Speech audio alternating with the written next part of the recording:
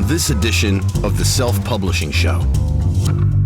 People criticize me for writing in different genres, but it's such fun. I love doing it. And I probably lose readers and lose money by doing that, but I certainly gain a lot of satisfaction. Publishing is changing.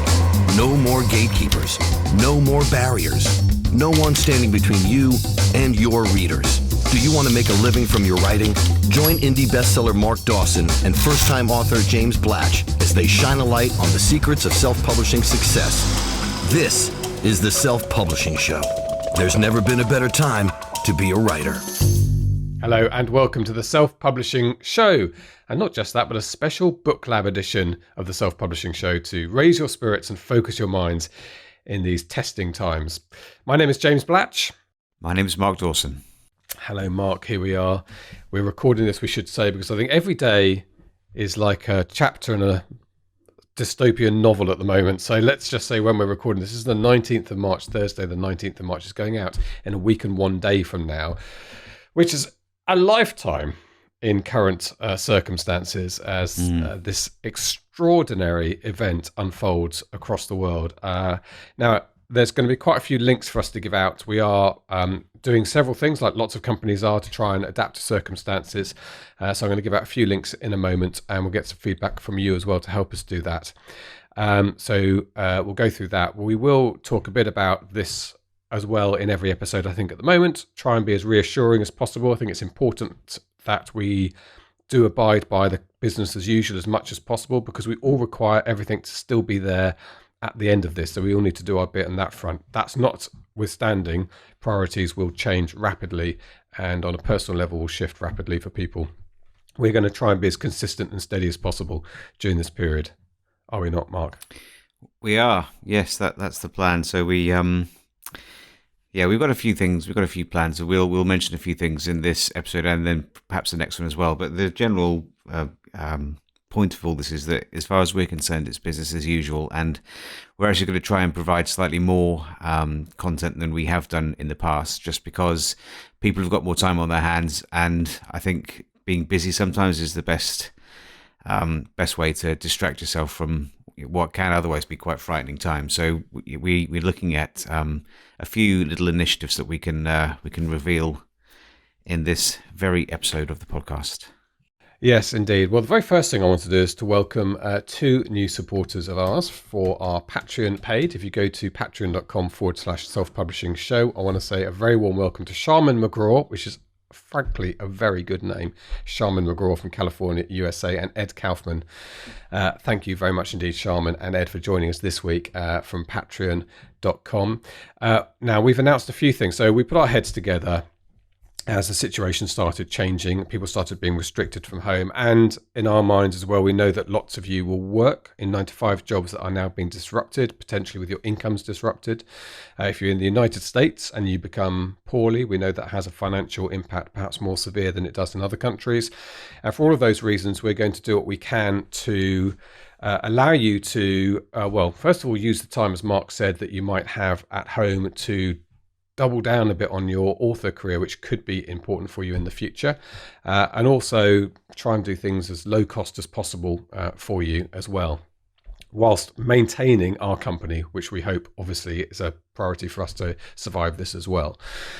So the first thing to say is we have the SPFU, the SPF University, and as Patreon supporters, you get automatic enrollment to that. Otherwise, so that costs you a little bit every episode, so that's support for the podcast. Otherwise, you get it as a benefit for buying one of our courses. Obviously, it costs you that way as well. And what you get with the SPFU is regular live training. So we do these webinars with people like, we've got Dave Chesson coming up. We would have gone, I think, by the time this goes out. We've had Mal Cooper on Read Through and so on. There's quite an archive now. We're going to open that up free of charge to everybody for this COVID-19 period. And once you're enrolled for life. So if you get on board now, you'll have that for life. So get in there, use some hours you've got to soak up some of that good and valuable information. And to enroll, if you simply go to selfpublishingformula.com/SPFU free. all one word, SPFU free. You can enroll in that university and immediately get access to all the previous training, and you'll be invited to the next live events. Which brings me on to our next URL to give out, our next point, Mark, and this is about what sort of subjects we cover. Yeah, so I've got plenty of ideas about things we could do for SPFU, but usually it's once a month, but we might like to increase that a little bit, maybe to once every couple of weeks over the next few months. So Dave Chesson has been on now, as this goes out, he would have been on to talk about metadata, and that will be one that I would recommend watching. But I'd be interested to know what people other things that they would like to have covered. So who they would like to hear speaking and what they would like those people to talk about. So if you have ideas on that, some of the things could be me. If you have something that you think I might be able to talk about, beard care, for example, would be an excellent one. Trimming, yeah. That kind of stuff would be, anything that you think would be interesting in terms of marketing or writing. I could even do craft. I wouldn't normally, but if someone wants me to talk about craft, I could do that. And we'll see what we can do. I mean, one of the benefits of having done this for a while and having been around a bit is that I know probably most people, and I think I'm quite confident that I would be able to get most people to come on and spend a bit of time with us. So if you have a speaker that you'd like to hear from, Joanna Penn, for example, Nick Stevenson, who else? There's really anyone really. I will do my best to get them. There's a world out there of experts we can draw on, Andalay and so on. They all answer Mark's phone calls is what he's basically saying, which is true. So we have a link for you, which I am going to say is selfpublishingformula.com/SPF 2020. Again, all one word, SPF for Freddie 2020. So if you go there, there's a little survey monkey for you to fill in. There's two questions. There's two questions, which I'm going to come on to in a neat segue. Go for it. So here's my neat segue. So the next thing is, how can we make some of the premium stuff that we do, like the big courses, affordable during a time of dipping incomes where people don't want to lose their skin in the game. They don't want to come out of the game completely, but it's going to be perhaps a bit more difficult, a bit more of a stretch for you to do that. So what we've decided to do is, first of all, we've announced a new price payments plan for the 101 course, which is currently open. We've extended it to be open a little bit longer. And that's a payment plan that is going to allow you to spread the cost over 2 years, over 24 months. So that works out at about $29, and that's as affordable as we can make it, covering all the costs, which is, last time I looked, approaching £500,000 a year we now spend. In fact, more than that with the affiliate payments. So we have to balance this, of course, and we've also, for the first time ever, we can say, we always say this, someone said to me, you give so much business information, but we are a very transparent company. But I will say, for the first time ever, we've actually borrowed a little bit of money as well, which we're doing with very clear focus on our business plan for the future. But we want to be able to survive this, and we want you to be able to keep your dream alive during this period. So if you go to selfpublishingformula.com/101, you will see there is an additional payment plan option available for you, which is to spread the cost of entry into the 101 course over 2 years. With the first payment, of course, you get full access to the entire course. And as long as you're on the payment plan, as long as you complete the payment plan, it's yours for life with all updates that will come. And on that same note, we thought it would be useful if we want to put some time and effort, maybe commission some people to create courses pretty much at cost. We'll pay obviously them, and then put the course out at a very low point, as low as we can, something like $29, might even be $29 for the whole course. So short courses, maybe up to $49, we'll say. Obviously, I'm just riffing here as we come up with this, but Mark's put that extra question in that survey link that I just gave out, to find out what sort of course would appeal to you, what you would be interested in learning from the world's experts. And we do have access to everyone. Yesterday I interviewed Chris Banks, who is the founder of Pro Writing Aid. So he created Pro Writing Aid. Now, I haven't had this conversation with Chris, but he's the sort of person we could go to, and Chris could do, a really detailed premium course we pay him to do on how to use Pro Writing Aid to make your books better. That's top of my head sort of thing, the idea we're looking for. And then we'd put that out, we'd publish it, we'd get it professionally edited, and you'll be able to buy that as a single lifetime fee for a low fee. So we're looking for ideas for what you want to learn on that front. We are, yeah. So just anything at all, really. Just pop over to the survey, fill those 2 questions out, and let us know what you'd like, and then we'll see if we can detect any patterns, and if we can, we'll look to produce something, and it will be with the same. One of the things we're keen on is that everything we do is kind of top quality. So so James won't be anywhere near it. We'll get someone professional to do it, and and there we go. So now, yes.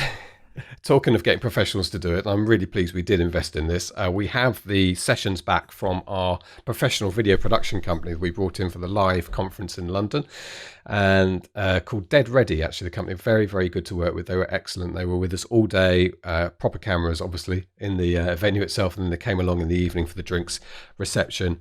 And you saw some of their work in last week's podcast, but they have now completed all the sessions. We've published them, and you can get your digital ticket to the conference if you go to selfpublishingformula.com/digital, DIGITAL.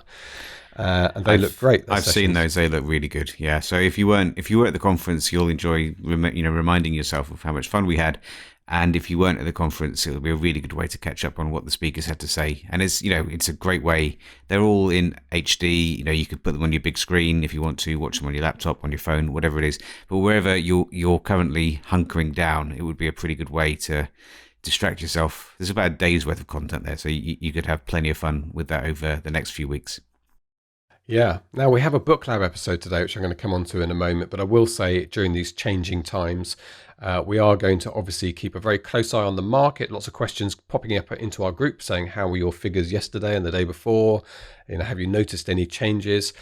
We are, I think, it's gone very rapidly, I would say. We all went to London and had a conference a week ago, last month, 8 days ago. Yeah, 8 days ago. Is unthinkable today that we would do that. Unthinkable. That's how quickly things have changed.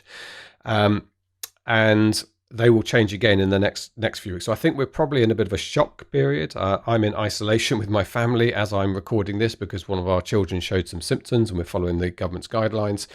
And getting used to this, my daughter had her big exams cancelled for this year, which is a bit of a shock for her. I would have been delighted, but she was a little bit tearful about it, but there you go. It's going to settle down a little bit as the situation unfolds. We will perhaps hold off having that sort of discussion about strategies for a week, but maybe next week is a time for you and me, Mark, to have a look at what we're hearing in the groups, what changes people are making. The very early indications, and we'll keep this discussion short, we'll save it for next week. The very early indications are that online is a good space to be in, which you would perhaps logically think. We had a note from our Teachable this morning, who host our courses. Not only, by the way, they've been sold for a lot of money, which is congratulations to them, a great platform. We're very happy to have been a part of that. But they said they've seen a surge of incoming traffic, so they've had to up their server capacity. Now that's an indication, and I think Amazon's probably had a surge as well. I think all the online sites in the UK that deliver any kind of product or food in particular are almost broken at the moment with that. So the early indications are that your ebook side of business and even your print on demand side of the business are good places to be. Yeah, absolutely. It's definitely something that we're seeing with regards to, Lucy was trying to place a groceries order last night, and we were, the Ocado app, which is Ocado is the company that we use, basically is just, they took their app down and then their website. They weren't taking any more orders in. And then we went to Waitrose, which is a very middle class grocer in the UK, and you had to queue for an hour to get onto the website. It's absolutely unprecedented. Amazon have stopped. I'm speaking with people at Amazon about this, and Amazon have stopped stocking third-party products, most third-party products in their warehouse, so they can concentrate on the 5 categories that are particularly important right now. So, food, whole foods, sanitary products, that kind of stuff. So they're really concentrating on that. And in the States, they're hiring 100,000 people to work in the warehouses so they can meet orders, which must, Amazon is obviously, I don't know how many cents in every dollar or pence in every pound Amazon is responsible for, but I reckon it's doubled over the course of the last couple of weeks, and will probably go up again. So, you just have to hope that the tech companies are resilient and ready to adapt, because we're going to be relying on them. So this is a pretty good test of how ready they are for something as unprecedented as this.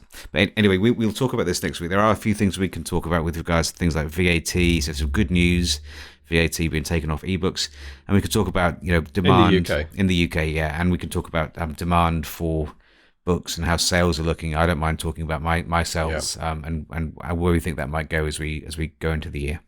Yeah, let's talk about all of that next week. We'll bundle it all together.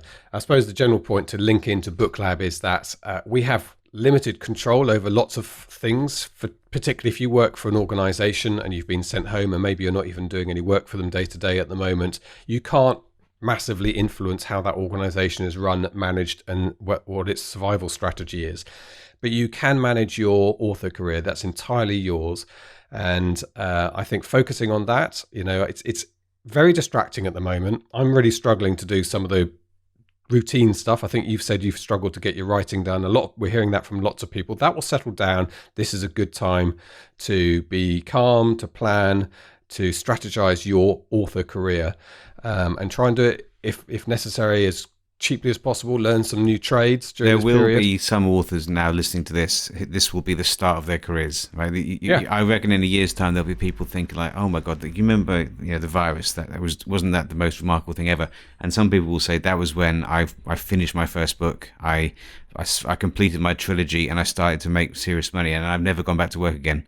There'll be lots of people who are at home now because they're not allowed to work in the office or in the warehouse or whatever it is that they go to, and they will never go back. And those are the kinds of people that once the airline industry has risen from the ashes, that you and John can go and visit, and we can get some feel good stories that we can look forward to next year. Yeah. Now, in terms of doubling down and focusing on the detail that's going to turn you from okay to good, from good to great, going up that reverse triage system, we have a BookLab today. So if you've not heard a BookLab episode before, they're my favorite episodes.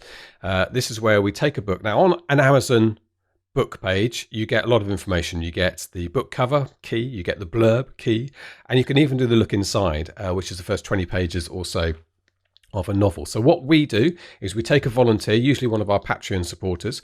We take a volunteer, we take one of their books, and we send the blurb off to a blurb expert. We send the cover off to a cover expert, and we send the writing, the first 20 pages, off to an editor, a developmental editor. And then we get critical feedback on those three things, which we feed back to the author, and we hear from them in the episode as well. So we've got all of those interviews to come, and we have a really good one today. So I can tell you the author selected is Barbara Gaskell Denvil, and the book is called Between.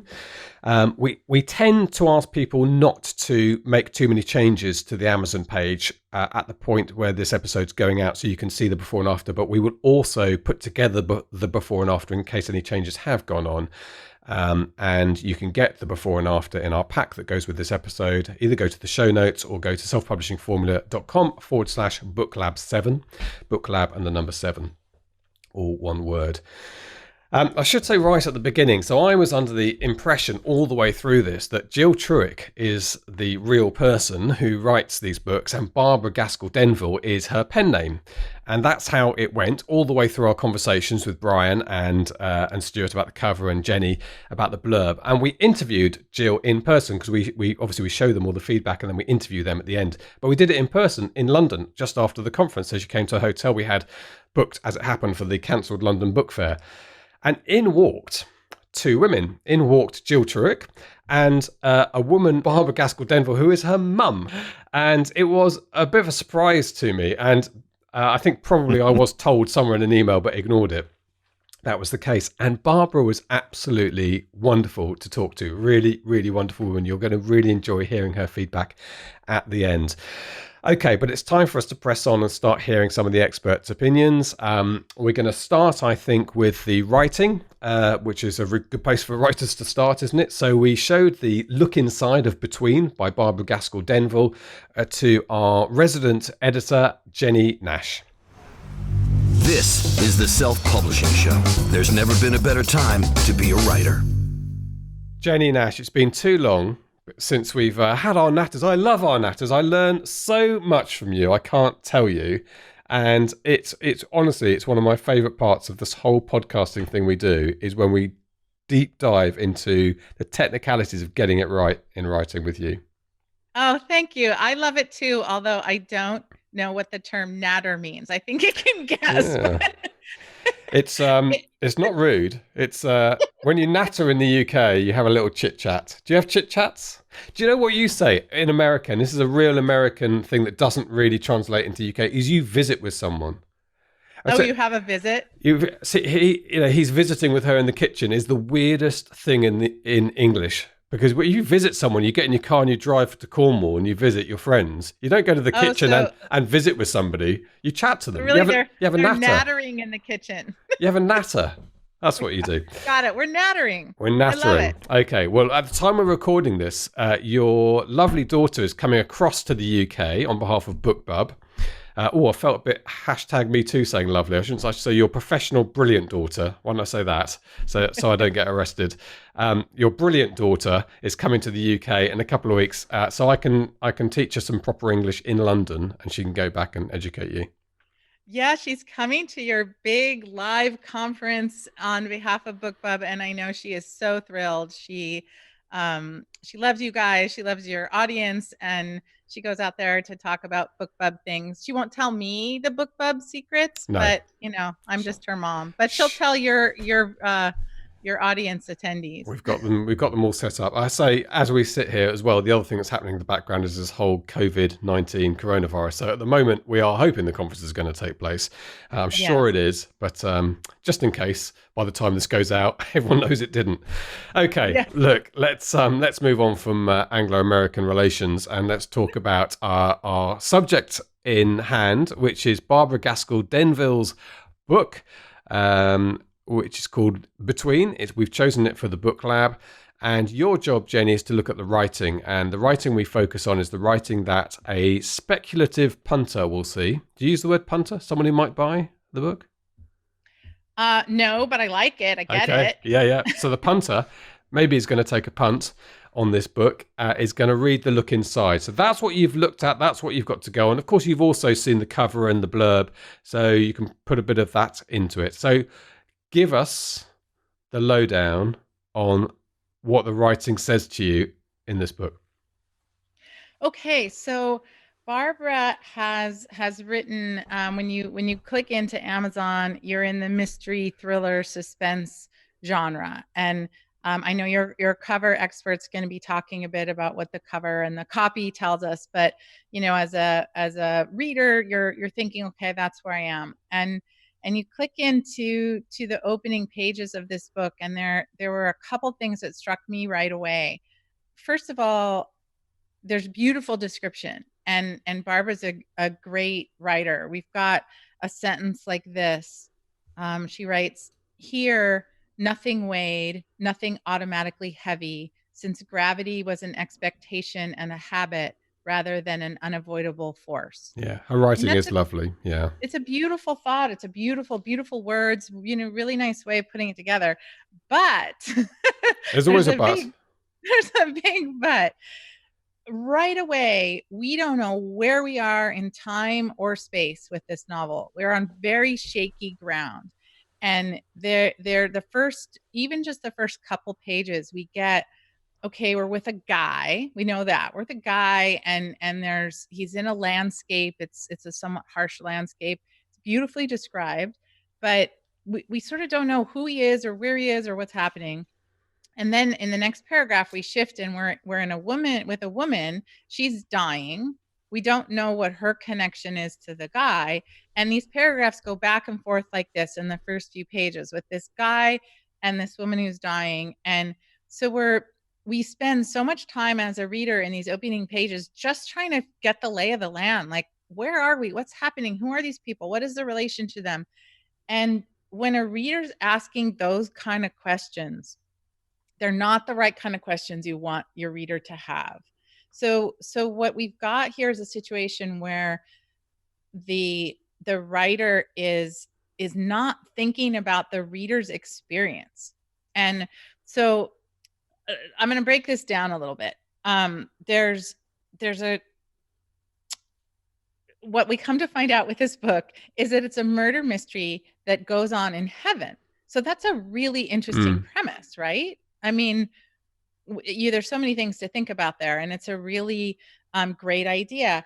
But I immediately, once I figured that out, I went back and I kept reading these opening paragraphs again and again and again to see how long it took me, where it was that I finally figured that out. And it takes too long. And some people may push back and say, well, you figure it out on, the second page, or that, like, how bad is that? But your punter, yeah. See, I've got my new lingo. Your punter, they're not going to give you that much time. And one thing that I did was I went and I looked at some similar books that just came to my mind that have a same premise, a same sort of concept, if you will. And one that came to my mind, it's not a book I've actually read, but I've just heard endless things about, which is Where the Crawdads Sing. It's right now massively big seller. And interestingly enough, Barbara's book has 4 ratings on Amazon. Guess how many Delia Owens has for Where the Crawdads Sing? I'd imagine quite a lot. 500 plus? 40,000. Okay. 500 was a bit of an underestimate. Ratings. Actual 40,000 people have bothered to review it. That's incredible. Yes. Okay, so we're talking about what is the difference between a book that gets 4 ratings and a book that gets 40,000 ratings, because this book is also a murder mystery, and Where the Crawdads Sing. So if you open that, within the first paragraph, you also have a beautiful description. In this case, it's of a swamp. This book is set in the South, but you immediately know that somebody has died, and there they are, dead in the swamp. So this idea of level setting the reader's expectations and pulling them through your story. The way I like to describe it is the writer is leaving breadcrumbs for the reader, and you want to move them through the forest or the swamp. You want to take them by the hand and show them the way.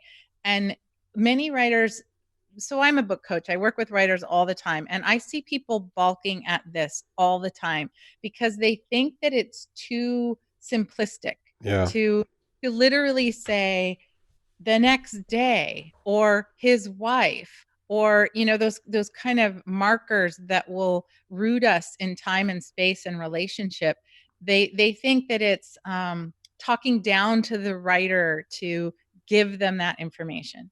So what we're talking about here is really a version of show don't tell. And what I see Barbara doing is resisting telling the reader any key information that they would need to know, and forcing the reader to scramble to figure it out on their own. And they're just not going to do it. It's too hard. Okay, let me explore this a little bit with you, because I think this does go to the heart of something that particularly new authors, and I count myself there, struggle with, which is how much to conceal and reveal. And I think certainly when I started, I thought that the great thing to do would be very mysterious about this. It's just to be very mysterious, and it'll all be revealed. A bit like a film that opens very slowly. It takes you a while to work out what's actually going on. But the more I've written, the more I've worked with you, and the more I've noticed when I'm reading other people's books that actually you're right. You want the reader to be guessing some things, but things you're in control of them guessing. You've deliberately set for them a mystery, and you've signposted it. What you don't want them doing is scratching their head, wondering who's talking, where are we? Are these people, do they know each other? For too much. I mean, there's a little bit of mysteries, okay, right? At the beginning. And it is beautifully written, to go back to the prose. I loved the couple of opening lines. Georgia opened her eyes and knew she was dying. And that is a great opening line. I love the writing of it. And I also do like that mystery. Right. Because you want to read the next sentence, right? It's true. And it's a very sophisticated skill, the knowing how much to reveal and how much not to reveal. And particularly in genres such as mystery or thriller or suspense, where the entire point of reading is to figure Yeah, out what happens. But who done it? the way you said that was very spot on. That it's which questions do you want to raise in your reader's mind? And you don't want to raise the questions that you could answer with very simple markers or signposts, as you said. And, the other thing that I went and looked at was the very well known and beloved book by Alice Sebold called The Lovely Yeah, Bones. that's the book that came to my mind when I started to realize the theme of this book. Right, because this book is set in heaven. It's a murder mystery in heaven. And also, the designation that Barbara has chosen after the thriller suspense is she's got literary fiction. So the book The Lovely Bones is a book that sort of straddles those lines as well. It's a murder, it's a mystery, it's set in heaven, but it's also seen as literary. And your readers, I mean our audience here, can go and pull up what the Where the Crawdads Sing and just read the opening paragraph and see how that author combines the moodiness and the mystery and the sort of sense of what's going on here with the clear indication that somebody's dead. And then in The Lovely Bones, you read just the first opening 4 paragraphs, which I printed out here. And I mean, we know the date, we know the age of the character, we know who murdered her, we know that she was murdered, we know that she's in heaven. In the first 5 paragraphs, all of that information is given away. And the key thing to realize here is readers don't read, they want to know why something happened. So if we know who died, when they died, who killed them, how old they were, that they're talking to us from heaven, the questions that are raised in our mind, as we talked about before, are questions such as, why is she able to speak to us from heaven? Who is she speaking to? Can she speak to her family? Is she trying to orchestrate the discovery of the killer to the people on Earth? Those are the kind of questions you want to raise in your reader's head, not, wait a second, where is she? Who is she? How old was she? So it's by giving things away, you allow your reader to have that imaginative space in the ways you want them to. Okay. I do see what you're getting, and having a quick glance at Alice Sebold's prose. I have read Lovely Bones a few years ago, though, and I can see right away. In fact, she makes a real thing about being very factual about the situation in the opening paragraph. Yeah. I mean, so this is the thing. This is why it goes to show, don't tell. And it's a subset of show, don't tell, because it's, as you said, it's about what do you reveal, and it's also about facts, that kind of thing. But you've got to let your reader know where they are in time and space all the time. And one of the handouts that I'm going to provide for our listeners today is I took the opening pages of a Harlan Coben novel. Uh-huh. And I chose that one because sometimes the objections are strongest in the mystery or thriller, the really pure mystery or thriller genres, because people say, well, you got to move fast. You've got, it's all about the action. It's all about the discovery of, the who done it sort of thing, or, the tension of what's happening there. You don't want to stop and tell your reader stuff. And what I did was I highlighted everywhere that Harlan Coben uses actual, I don't know what words you use, but these grounding words of time and space, and they're all over the place. He's telling you all over the place. Again, things about time, things about space. So when I mean space, I mean literally, where are we in historical time?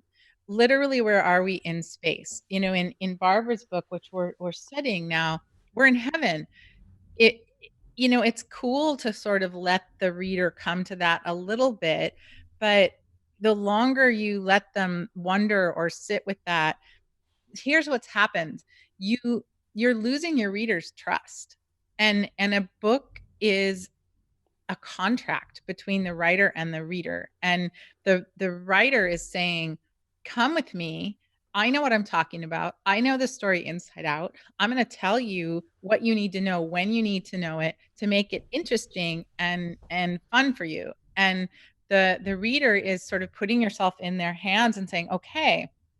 And if you're not leading the reader with these time markers and space markers, you're the trust is broken. And it's a subtle, unconscious sort of thing.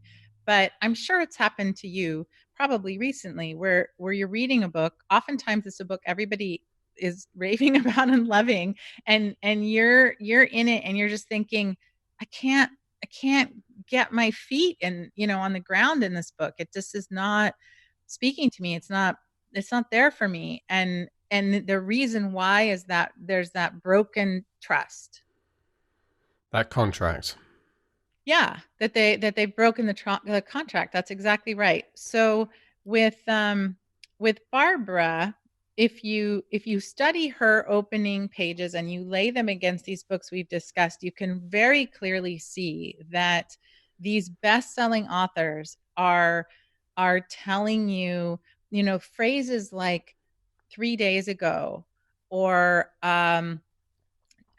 even the physical space, the way it's handled by these best-selling authors. In the Harlan Coben opening, you're in a cemetery at the opening, and then suddenly you're the character, the widow of the guy who's murdered, looks next door, and there's a school next to the cemetery, and so where you are in the neighborhood, actually, Yeah. right? So you're in a cemetery, you're next to an elementary school, and the character is actually using that school to it triggers some thoughts in her. So where we are in space is really important to the story. And so he's, even just words like widow, naming who the characters are in relation to each other. This is all the good writers are doing this. And an author like Barbara, what I suspect is she's trying to be clever.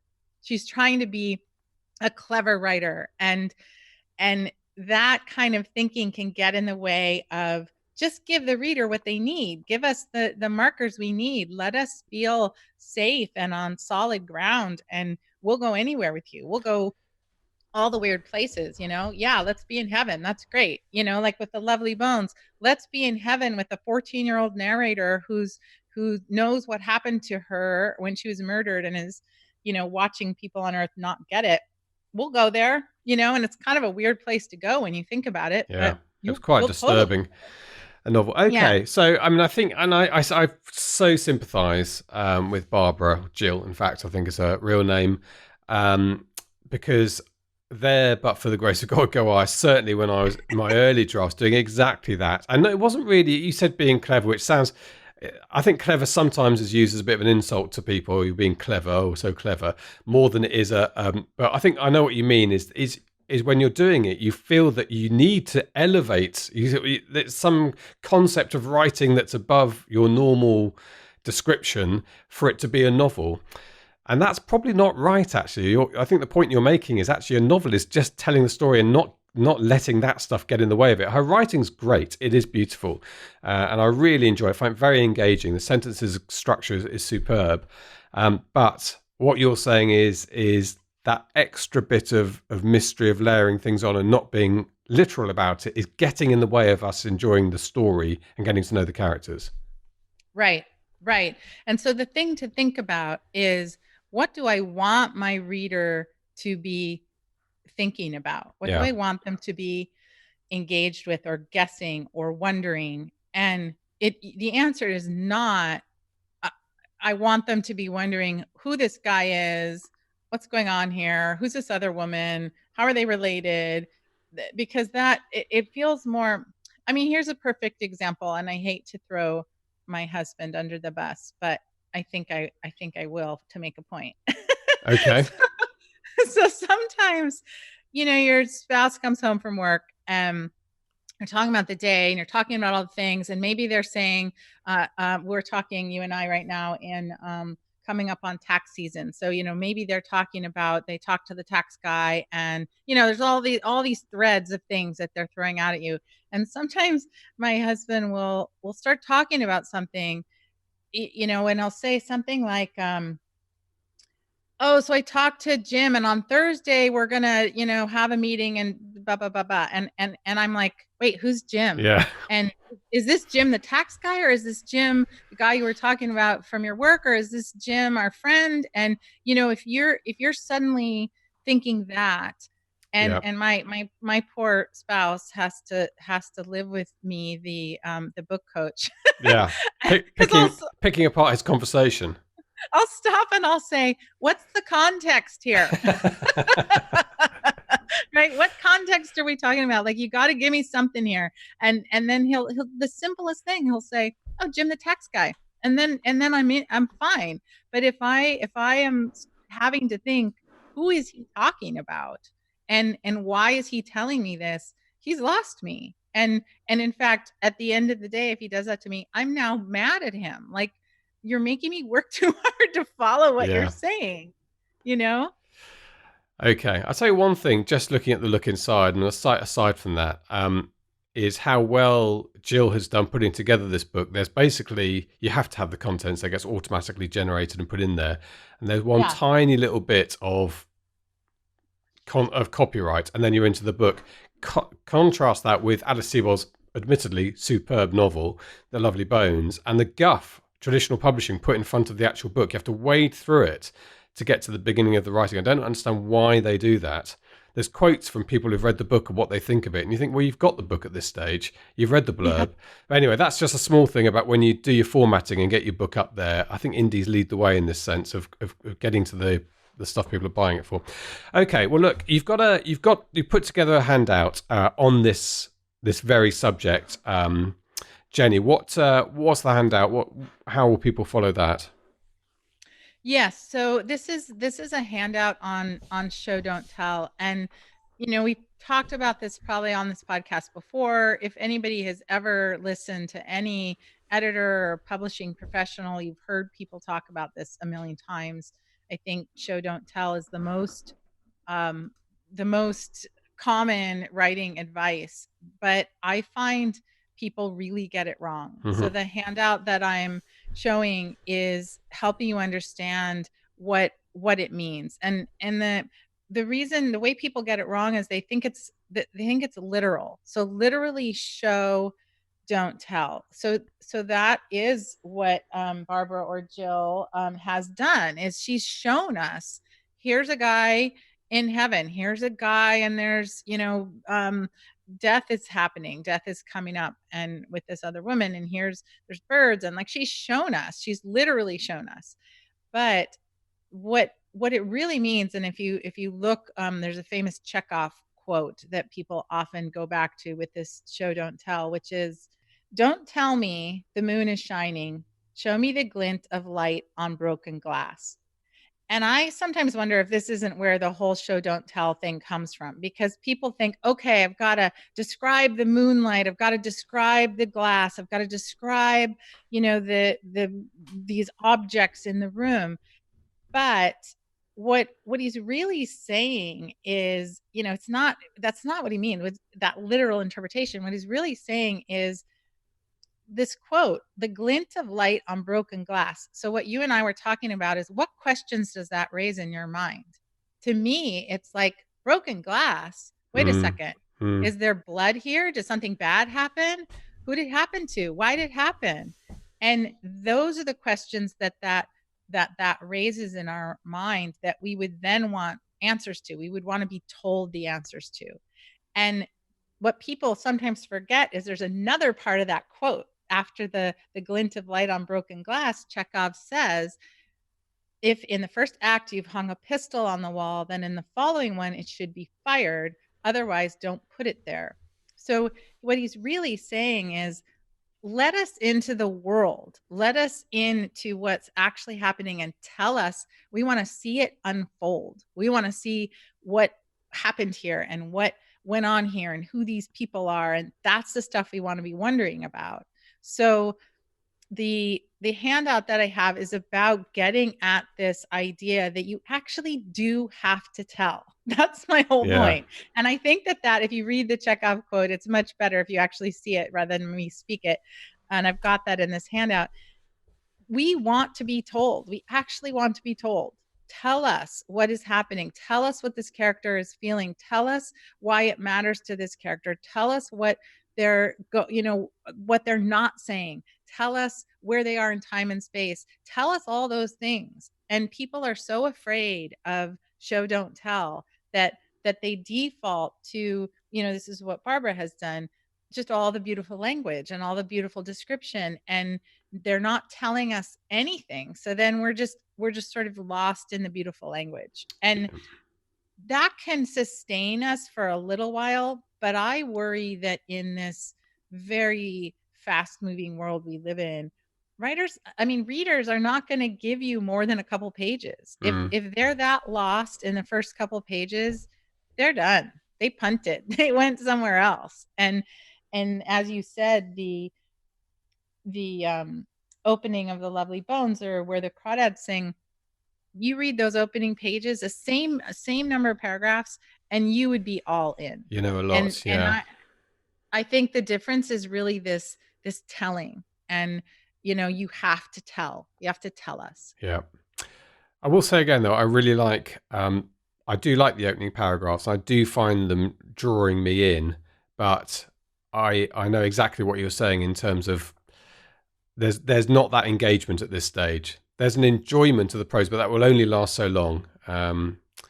Yeah. That's really well put. That pretty prose. And she has a really cool idea. This idea that, that's what I want to be engaged with is, whoa, crime can happen in heaven. Like, that's a whole worldview. That's a whole, there's a lot that can be built on top of that. And I don't know yet what that is or how it unfolds in this book. And it might, in fact, get really good and interesting. And what I often find when I'm talking to writers about opening pages and I'm talking about these things, they'll say something like, but all that's in chapter 2, or all that's in chapter 3, or, that's all on page 17. And, just wait till you get there and it gets really good. You don't have that. You don't have that time. You just don't. And, you'll lose your reader. Yeah. Great. Well, we've had a great natter. We have. The thing I would leave the listeners with is this. Once you've got your book done and you've got your plot together and you've got a solid draft that's holding together, the thing you really want to do is put yourself in the reader's boots or shoes or skin or whatever you want to call it, but get in your reader's head and try to think what their experience of this story is going to be like when they don't know anything. And think about your own self when you're in those situations like I was describing with my husband. When you don't know where you are in a story, it's very upsetting and you feel very unstable. And so go through your work thinking about somebody who doesn't know anything. And of course, that's a very difficult thing to do. And it's a really good stage to bring in beta readers or critique partners, or if it's your inclination, a professional book coach or editor to help you see that stuff, because it's a very small thing that needs to be added, but it makes a really big difference. Superb. Jennie, thank you so much indeed for your time today, early in the morning on the West Coast. Thank you so much indeed. We'll give out the URL in a moment when I'm back with Mark, and we're going to talk covers and blurb as well and put this all together. So Jennie, thank you so much for your time. Thank you. This is the Self-Publishing Show. There's never been a better time to be a writer. Okay, there's Jennie Nash. Remember, you can get that PDF that she talked about about the explanation side of things. You can get that if you go to selfpublishingformula.com/booklab7, a really worthwhile PDF to read. Believe me, Jennie, great value as always. Okay, let's move on to the blurb. You can read the blurb on the Amazon page. You can get it in that pack that we send out from that web address I just gave you. The new blurb has come from our resident blurb expert, Bryan Cohen. This is the Self-Publishing Show. There's never been a better time to be a writer. BC from Chicago, Illinois. How are things on that side of the virus-ridden world? On our side of the pandemic apocalypse, things are pretty good as of this moment. I think there's 4 cases in Illinois, and a long time ago, I used to write for a virus and infectious diseases blog. Oh, did you? That was your day job, was it? It was one of my freelance gigs, and I actually have a little bit of knowledge, but I'm not gonna share that knowledge today. I just want to share knowledge about blurbs. We just talk about blurbs today. We can't. No one can talk to anyone at the moment without mentioning the corona apocalypse. But there you go. Hopefully, it will move on. Right, we have a book called Between, and as it stands in the recording process, I've spoken to Jennie Nash, who's given us feedback on the writing. I spoke to Stuart Bache, who gave us feedback on the cover, and it's time to talk about the blurb. A very, very important part of your marketing is the blurb that describes your book. And we've talked about this before, but people scan a page for a second or so. The cover's got to work to draw them in. The title's got to work. And the next thing they read after that is the first line of your blurb. And then that's got to get them to the second sentence and third sentence and so on. And you are the master in this field, Bryan. So we started off with the before. This is what Jill herself wrote, which is, "You're dead and not liking it. To move to a higher plane, you have to face your life again, but everything is warning you not to go there. What's your memory hiding? Primo is dead, at least he's pretty sure he is. For the afterlife is not all clouds, harps and angels' wings, nor is it hellfire and brimstone. There are rules here, where the deeds of one's life must be answered and the terrible crimes unsolved must be faced. Left to wander among the uncertain landscape and its many odd and fallible inhabitants, Primo steps into his eternity on shaky feet." Okay, there are actually 2 more paragraphs. We'll come on to them, I think, in time. But let's start with that first paragraph. And I'll say straight away, I really like Jill's writing, actually. I have to say, I really liked her writing. And Jennie's picked up a kind of show and tell lesson as a result of that, which is good. I did not like her cover. I do not like her cover, but that's, and Stuart wasn't a big fan of it either. But I quite like that opening paragraph as well. I'm going to say that. I mean, I like the opening line. I quite like the intrigue of it all. I know you were going to improve it, but it wasn't bad. Well, I don't think it's necessarily bad. I think it's a matter of what is the reader expecting. And I know we've had some successful second-person hooks, Adam Crofts being one of the famous ones. Second person is a little bit of an odd duck in the description world. You don't hear a lot of you. We don't hear a lot of like choose your own adventure type second person here. You're dead and not liking it. To move to a higher plane, which, correct me if I'm wrong, I believe that is a misspelling there. Plane for higher plane should be Plane versus higher plane, like Sarah Plain and Tall. I could be wrong there. Well, what's the plane? What's the plane where Marlboro Man smokes his cigarettes? That plane. That's Plain, isn't it? Yes. But I think higher plane is a more spiritual. Yes. Transcendental thing, yeah. Someone will be looking that up, but I'll take your word for that. I looked it up a little bit. I'm pretty sure I'm right here. Okay. And obviously, that's not great. If there's any chance of there being a misspelling in the hook of your description, that's not good. That's got to be taken care of right away. Okay, so I must say, just to be clear, I don't read these before I do the interview. So I try to make sure the interview is a kind of journey of discovery where you're talking to me. And Absolutely. And you've pointed out straight away something that glossed over me a little bit when I first read it, which is it goes from, actually, after 2 lines, it goes from second person to third person, doesn't it? Primo is dead. At least he's pretty sure he is. So that suddenly it's descriptive. And that's something you picked up on. Yeah, and you don't want to jar anybody. I mean, I know that there are popular first-person blurbs out there, first-person genres like the Academy books, which are very big, paranormal Academy books. A lot of those are written in first person. A lot of really sexy, active romance books written with blurbs in first person. But very few descriptions end up using the second person. But I think part of the reason is that I'm not a fan of it is because you don't want a person necessarily picturing themselves in the scenario. Yeah. Especially if it is this kind of spiritual scenario of you being dead and you having a memory that isn't quite working well. It's like you don't even if your book, like Jill's here, is very unique, you don't necessarily want to leave a reader saying, huh? You want them to have a basic understanding.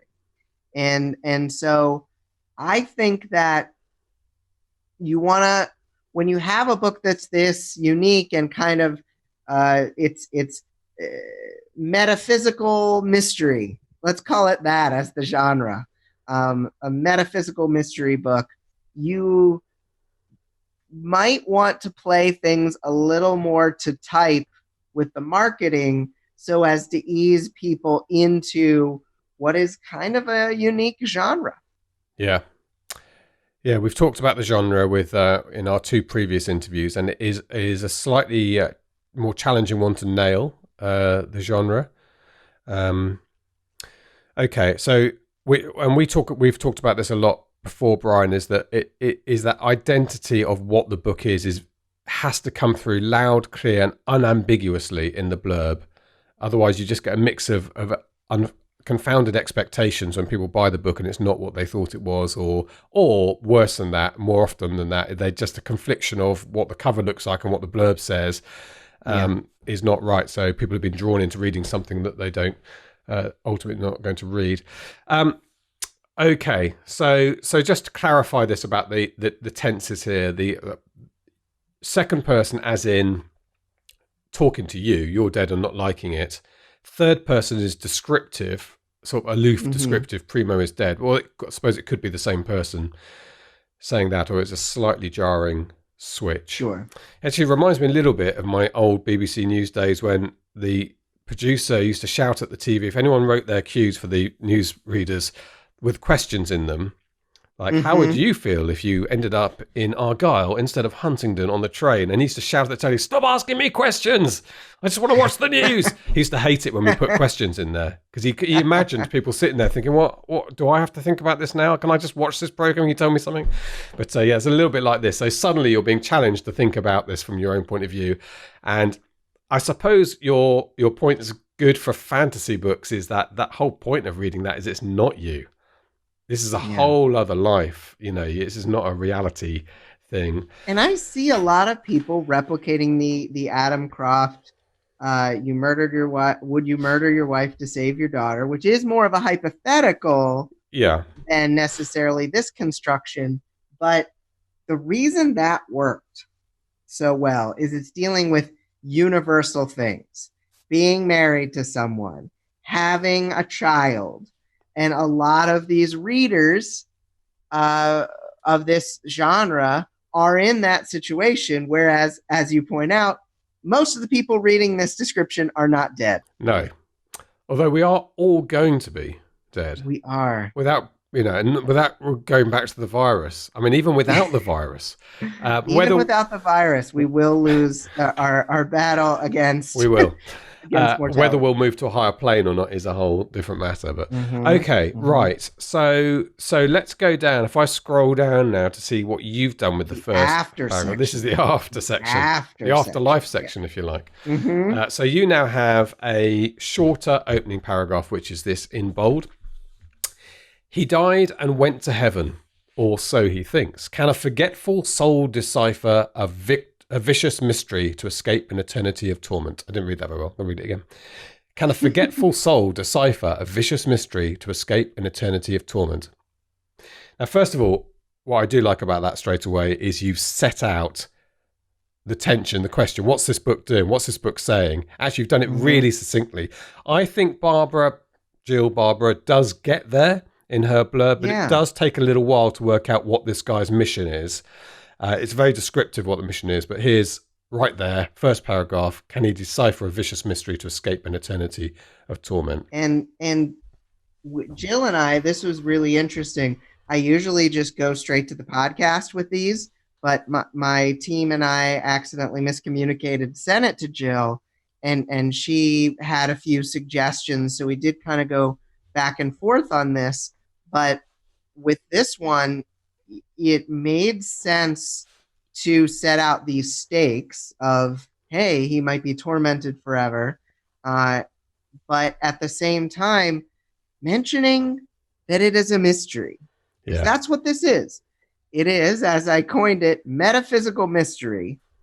And if we don't make it clear at the beginning what book this is, what genre this is, and set out these conditions, he thinks he's in heaven, but he might not be. So we don't really know.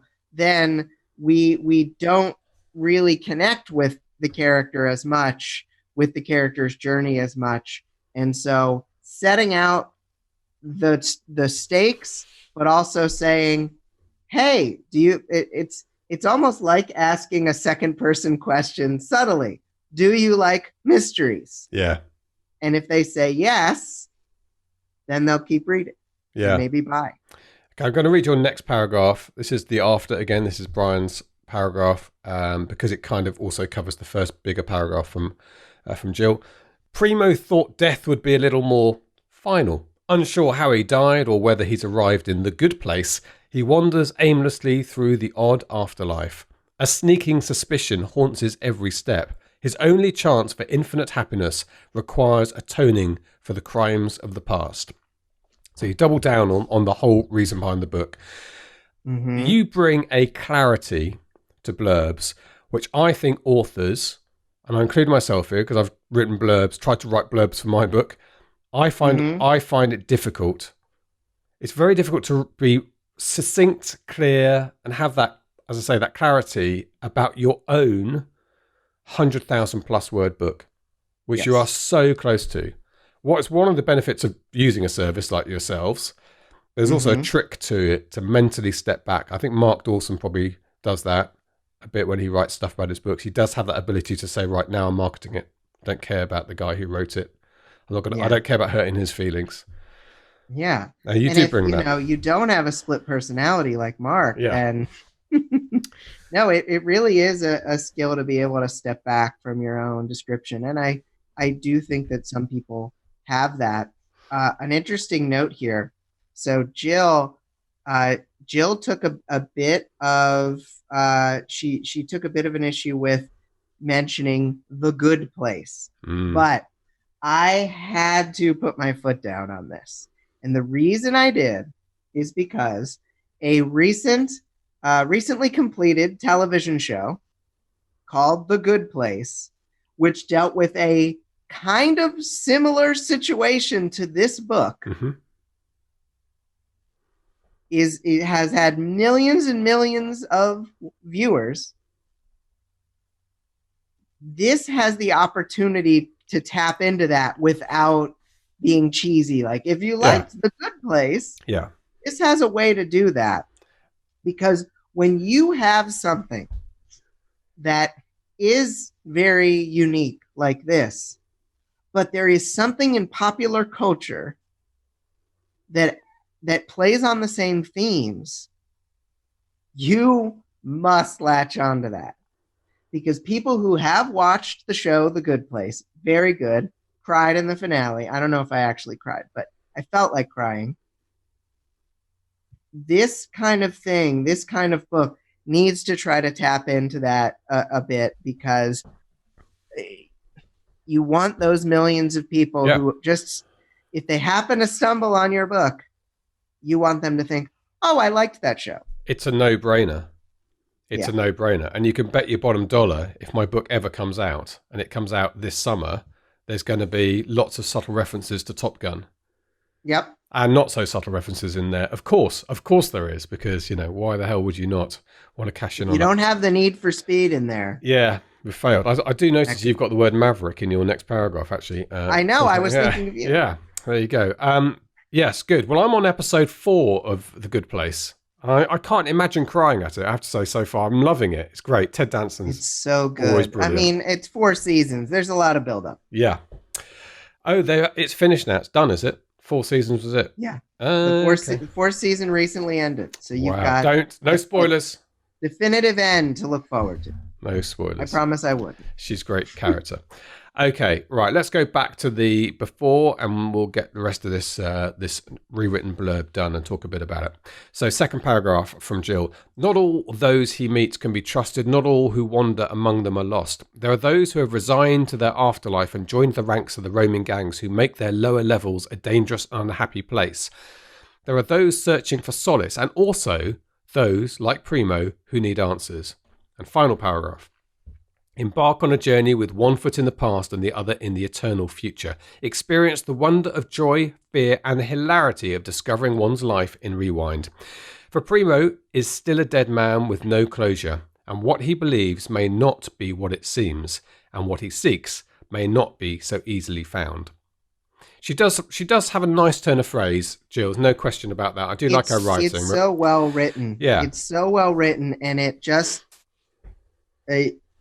if her original had the stakes, there's just no stakes. Both of the paragraphs end with like Primo who needs answers, and then the next one, and what he seeks may not be so easily found. Well written, but if a person is going through 10 books on Amazon trying to decide which one to buy, they want to go with the one that has the biggest stakes for the character. Yeah. What will happen to the character if they don't pull this off? Yeah. And all we know right now is that he is looking for answers. He's curious to know what happened, rather than he's going to end up in hell for eternity if he doesn't solve this ticking clock problem. Exactly. Okay, yeah, so that's obviously what you've gone into, that hook. I would also say again, although I really like Jill's writing, and this is exactly the problem I think I have, lots of other people have, again, the simplicity that you've brought to this makes it a little bit clearer and a little bit easier to read as a blurb. But that's not to denigrate Jill's lovely turn of phrase. She's a good writer. So let's carry on with you then. So this is a third of your paragraph. I'm going to read through to the end now. Accompanied by an eccentric harpy eagle and a maverick angel, Primo struggles to decode his obscured memories. But the wanderer fears that tapping into his sinister saga on Earth could be worse than damnation itself. I like that, because that's a conflict of him trying to have it. He's got to do one thing, solve it. On the other hand, there's a massive... You've already put that thing that editors always tell you to do, or story coaches tell you to do, is to put that obstacle in the way. There it is. Mm-hmm. Will uncovering the mortal truth turn Primo's post-death into paradise or purgatory? Between is a thought-provoking mystery with an utopian twist. If you like flawed characters, occasionally strong language, and hilarious attempts at redemption, then you'll love Barbara Gaskell Denvil's Heavenly Whodunit. Buy Between to see if one struggling soul can rest in peace today. There you go, Heavenly Whodunit. It's another. What was the first? I know, there's another what the genre should be called. Copywriting these genres. I know. These categories for Amazon. Sell them to Dave It'll Chesson. be the next Paranormal Prison. Yeah, there we go, another one.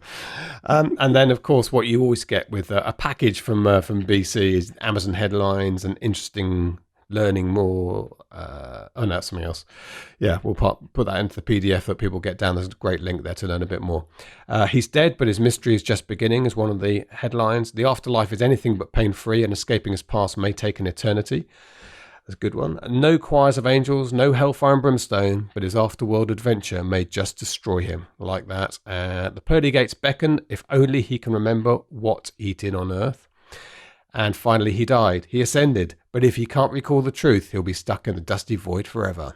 There's a biblical hint there, which of course will upset some people and not bother other people.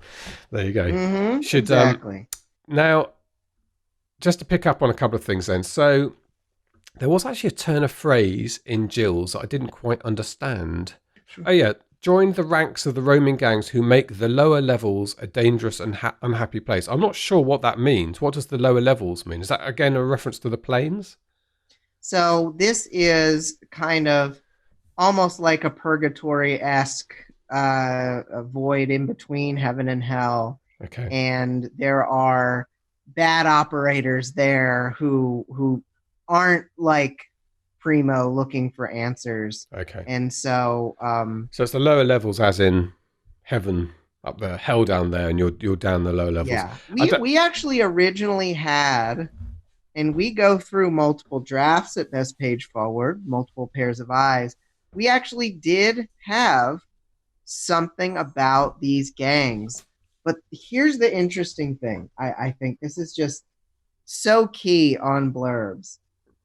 You can have all of these outside forces, and you can have all of these plot points that are interesting and will be so rewarding for the reader when they go through your book.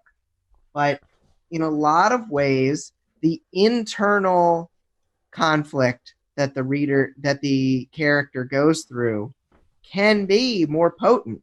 It can be something that is going to connect with a prospective book buyer more than, oh, but there's these roving gangs walking around. And you stumbled on that line.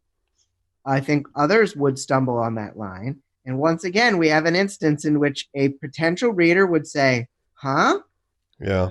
Not buy the book as a result. And that again is that pressure, because you know the stories intimately, and those gangs might play a really important part in the story, but that doesn't necessarily mean they go into the blurb. The blurb is doing a different job. It's not telling people the story, it's getting people to buy the book by giving a sense of what the book's about, not the literal, which is the same philosophy about the cover as well. You know, tell the story on the cover. Yeah. Sell the book. Good. Well, look, we've been through both. Have you got anything you want to add about the way this worked out? I think I may have said this in a previous BookLab. By the way, I think it's been almost a year, so I'm glad we're back. Is it a year? Well, I looked at my document date for the last one. I think it was March 20th, 2019. Wow. I could be wrong. That's but crazy. I am happy to be back. This is actually my 7th time on the show. Wow. So happy 7th. I am happy. I'm ready for my mug. I've actually never gotten one. So there's a hint. I know. I've got this Parks and Recreation mug. Treat yourself. Cool. That is by the same creators as The Good Place. Anyway, when you have a genre mashup, you aren't necessarily going to get the visionary fiction readers and the mystery readers all in the same. And so it's really important to try to really tap into the weirder of the two genres. One of the reasons several of the pieces of copy at the end that you read, James, are kind of tapping into that metaphysical, that religious undertone, is because a traditional mystery reader is not likely to read this book, or at least not likely to find it in their usual cup of tea. But a visionary fiction reader, a metaphysical fiction reader, is willing to read a story that they like with a mystery undertone to it, because heck, there just isn't a lot of visionary fiction out there. Yeah. So when you market that book through your copy, You want to try to tap into the weird part of the genre mashup in order to get those readers excited. Because if you just try to market it like a straight mystery, you're probably going to get a lot of one-star reviews. What was this whole thing with him being in heaven? It was really confusing.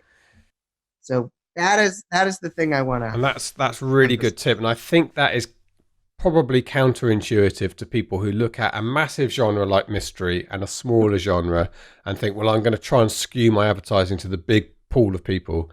But you're saying, because you're just going to be lost in that noise, or worse, confound expectations, as we say, whereas the smaller pool is the one that you're going to have a much higher hit rate. Yeah. Percentage-wise, that's the direction you want to go. Show me the niches, I'll show you the riches. I believe they say. Okay. I think they say it exactly that way. I think they do, in a Chicago mobster drawl. Okay, brilliant. BC, thank you so much indeed. It's been a really, as always, rewarding experience talking to you. We learn loads. I'm about to go and find the mug factory. I'm going to speak. I'm going to speak to the supervisor and ask him to double production, so we produce another mug for this year. And production was really low before me. By the way, you can buy these. These are available online on Amazon now. Oh, and you were gesturing to your shirt for everyone listening. Yes, you called me out like Mark always does when I refer to the visuals. Good. Okay, look, Bryan, thank you so much indeed. We will see you hopefully sooner than a year's time. It will definitely be that. We'll go for our next BookLab. BookLab number 8 will be in the search for people right away, and we'll get that sorted out. Thank you for having me on, James. This is the Self-Publishing Show. There's never been a better time to be a writer. And finally, we are going to look at the cover Between by Barbara Gaskell Denvil, and the cover expert, of course, is our resident genius on that front, Stuart Bache. This is the Self-Publishing Show. There's never been a better time to be a writer. Stuart Bache, how lovely to have you back on the podcast, the BookLab. It's been too long. It's been a long time. We've been preoccupied with organising conferences and fighting off viruses and stuff, and all the superhero stuff we do. But this is such a great thing that we do on the podcast. I really love it. We had a good interview with Jennie, and I know we're going to hear some important words of wisdom from you. Hopefully.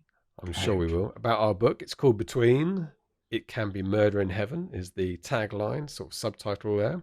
Barbara Gaskell Denvil. And if you want to follow this along, you'll be looking at the cover either on Amazon. Should be the same at the time we release this. We asked them not to make changes too quickly.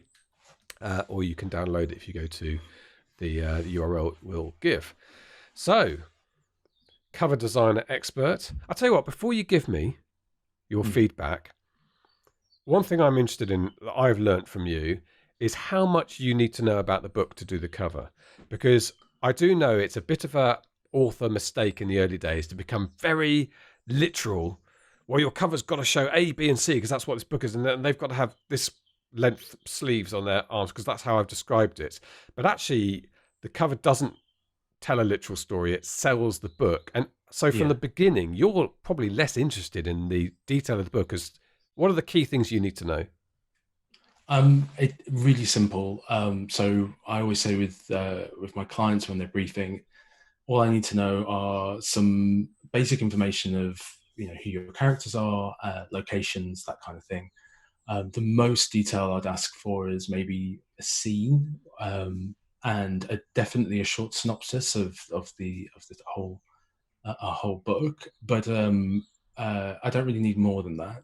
The way I always think about it is that as a designer, I can't think about from an author's perspective. I've got to think from a buyer's perspective, and they don't know anything about the book, and you can't assume that they're going to know anything about the book either. So you kind of need to show that what the genre is, and you kind of have to grab their attention somehow.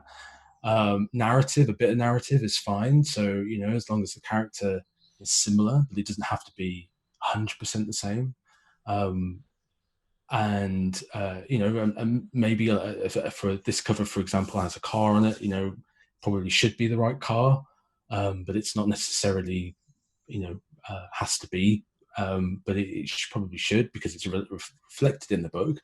Yeah, for the most part, I get asked all the time, "Do you want my manuscript?" And I mean, I don't have time to read books I want to read. Not to say that I wouldn't want to read your book, but I don't. I just don't have the time, and most designers won't. And I do hear a lot of my peers say, "Oh no, I have to read the book before I design." And I think, well, you're either lying because you just can't, or you've got a lot of time on your hands because it's just not easy. And to make those sorts of in-depth notes about something you're going to design isn't necessary. And because, as I say, you've got to think of it from the perspective of your potential buyer, and that's the important aspect. So the cover is not for somebody who's already read the book. It's for somebody who hasn't read the book. And so even the car make and model. I mean, in this modern age, you look at the cover literally for whatever those few seconds are to make a purchase. Sometimes you don't even see it in black and white if you buy directly from your Kindle. And then you may never see the cover again. Yeah. I read books on my Kindle all the time and probably never see the cover once I've made the decision to buy it off Amazon. So if you've got the car model wrong, it's meaningless in that workflow. Absolutely. I mean, obviously there are, if you've got some sort of old banger on the cover, and actually it's quite a high end Mercedes or something, then that's something that it's laziness. That's laziness. Yeah. But if you've got a figure on your cover, like a often walking away just because of the information that a face can give, that they often have the character walking away. If they're not wearing the right coat, or if their hair is sort of sweeping in the wrong way, that doesn't matter. No one cares. No one's going to notice it either. Okay, so what do you think about this cover? It kind of reminded me of a sort of 90s album cover, sort of indie rock, maybe. I don't know. I was confused. I did my best not to know anything about the book at all. I didn't read the blurb. I wanted to take it based on what it was before I read the blurb, and I couldn't 100% tell you what the genre was or what was happening in the book at all. Like I say, you do need some narrative to tell you what the genre is, and there are some really nice elements to it, but from the get-go I wasn't 100% sure what I was looking at. I would guess by the typography that it was kind of maybe a crime thriller, but then by the imagery it kind of reminded me a little bit more of action thriller, so a bit more kind of maybe Lee Childy, like a sort of the road going off into the... He's never been called Lee Childy in his life, has he? No, Lee Child. I think it's time to make it an adjective. Yeah, it is. Yeah, the road going off with the car, and there, you notice it like after a few looks. You notice there's a shadow at the bottom. Do you know? You never noticed it. Did not notice it till you literally just said it then. So I saw kind of a bit of a confused cover in terms of I didn't know what genre it was. Was it kind of crime or action, or which are kind of all around the same sort of area, but it didn't really tell me a lot about the book. That could be anywhere. I'm guessing it's America.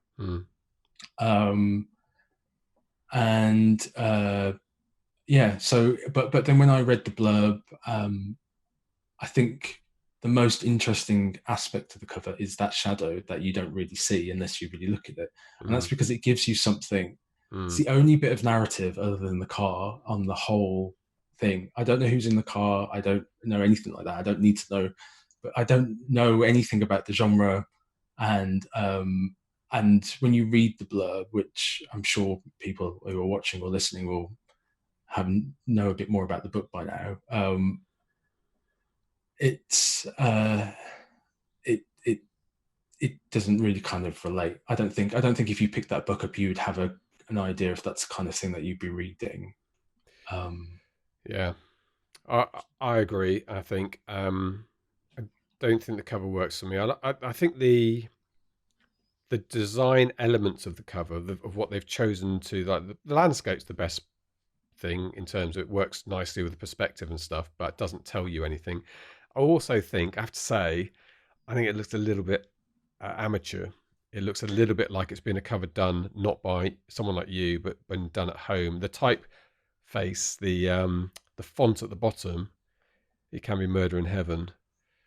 That all looks Yeah. a bit like not far off something I could do. Well, talking about layout, it feels like two people have designed it. So I think what's happened is because it looks quite illustrated rather than photographic, or at least a filter has been added to it to kind of give it a sort of almost like a soft pencil look, like it's been drawn, like the car especially. And someone has thought about shadows and how the shadows are working across the street, and they all move in the same direction. So a designer has looked at it. Someone with an eye has looked at it, and then the type I think is separate. I think someone else has added the type. Right. Potentially the author has added the type, because that's hasn't really been thought through. So I might be wrong there, but that's how it feels to me. Or potentially it can be Murder in Heaven. So maybe the subtitle has been added by someone else, because it's just sort of drifting off down at the bottom, falling off the page, next to the shadow. Maybe it's next to the shadow, so you notice the shadow. Don't know. These are the sort of things that people kind of like. They think that that's what in terms of design, and layout. It's quite simple, and I always say to go for simple. If you don't know what you're doing, it's best just to go for simple. But there's a lot of there's an effect on the title. They've chosen a good color that is the opposite of the sort of browny orange in the background, so that will help stand out. But overall, it doesn't really tell you anything, and that's the most important thing. You have to search for stuff, and that you're just not going to do that. And as you say, there's an amateur feel to it, so you might scroll past it, or well, it's more likely it's an ebook. It's on Kindle, isn't it? So you're not going to find it in the store. So I think on Amazon you'd just scroll past it. I think because you don't know anything about it, and it feels a bit amateur. Yeah, a bit harsh.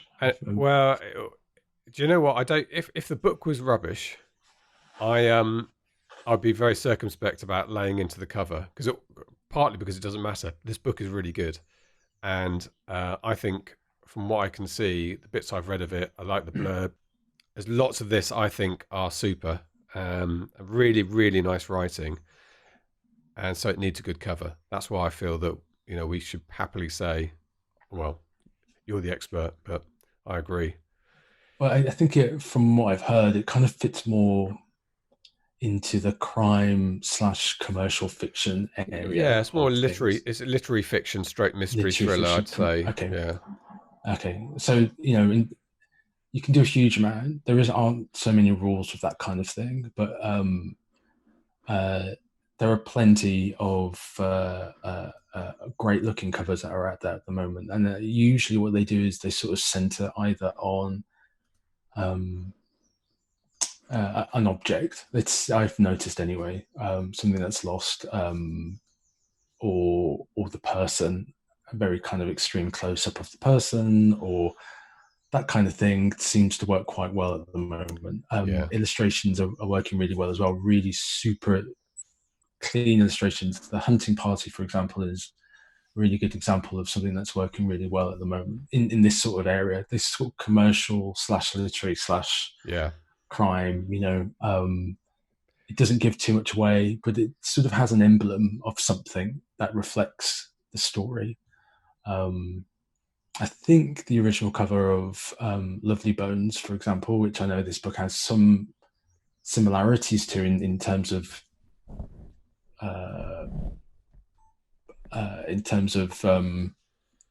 content.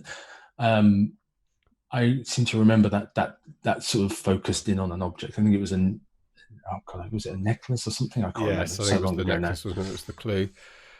Yeah. I mean, funny enough, if you click on Amazon, click on her author name and look at her other covers, there's some really good covers there, but very different. She's obviously writes in slightly different genres, and some of them are very almost gothic, and a couple of murder mysteries that I think look much better for covers. Ashes from Ashes, Daisy Chains, and If When, all decent covers that look professional. and they pull off some of those things you were just talking about, sort of stark simplicity to them. This cover looks completely different from all her others. It might be the why she's offered it up to BookLab to get some feedback on it. But yeah. So what would you do if you were handed this brief?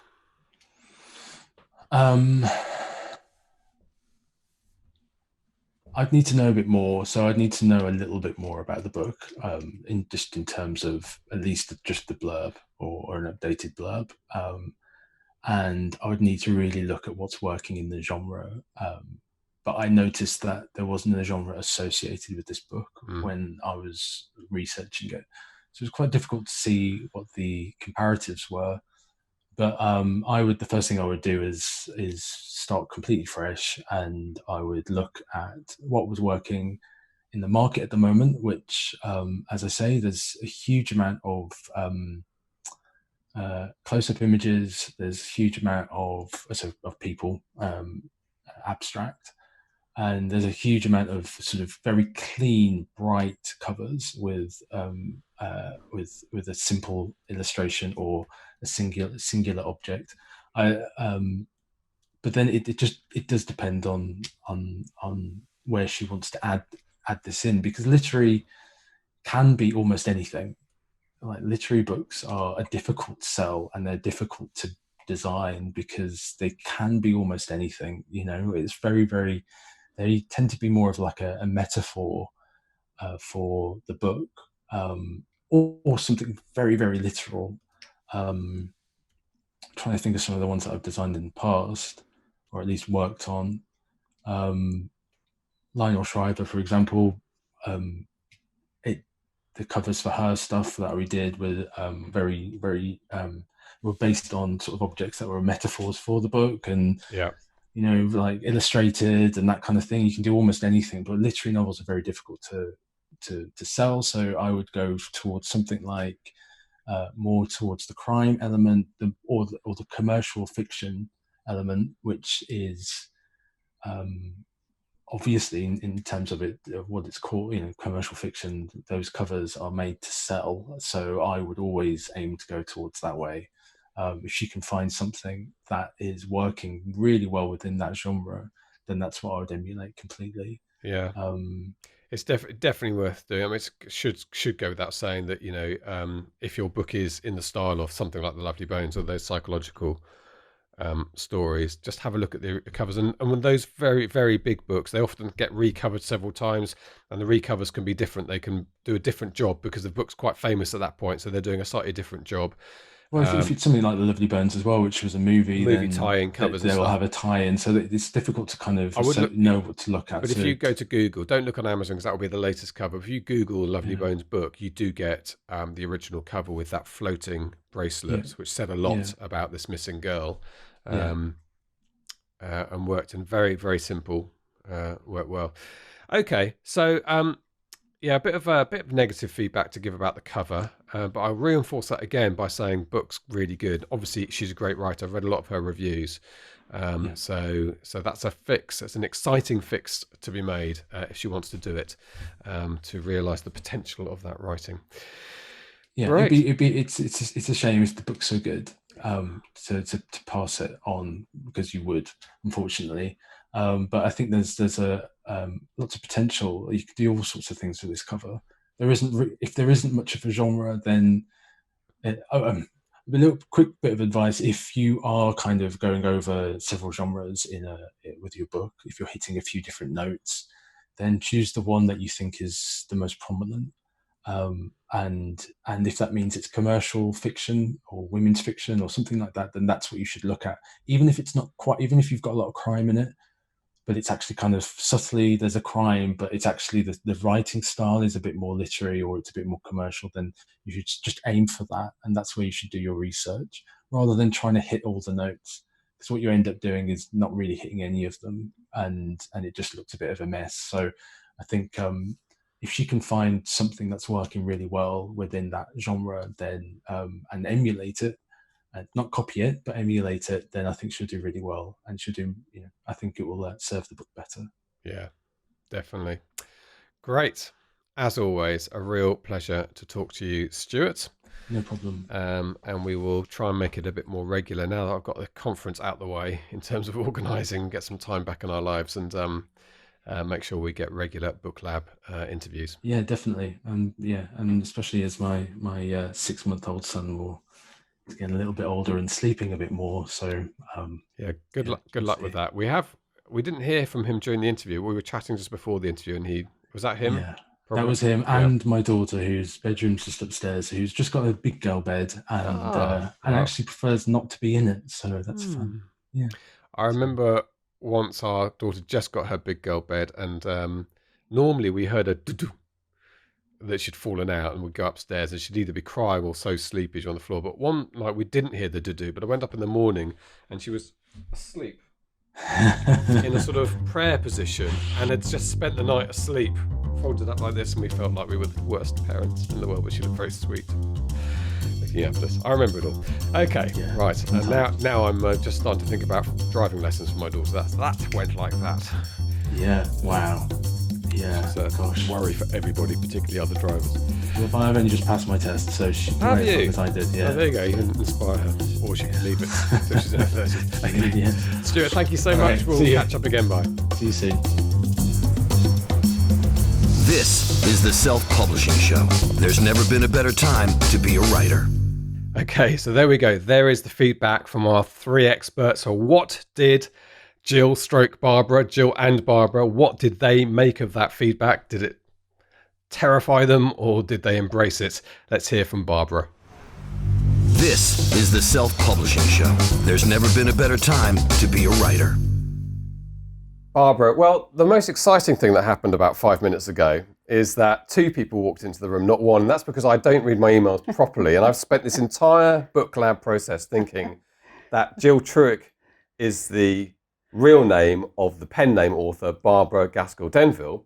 Turns out, Jill, who's sitting behind me off camera, walks in with Mum and says, I did tell you, James, that Jill is the daughter, Barbara is the mother, you're the writer, and Jill does the marketing. That's right, yes.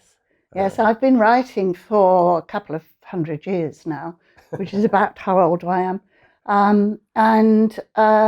It's Jill who has enabled me to self-publish, to really get on, understand a bit of marketing, but most of it she just does herself. Yeah. And I do all the writing.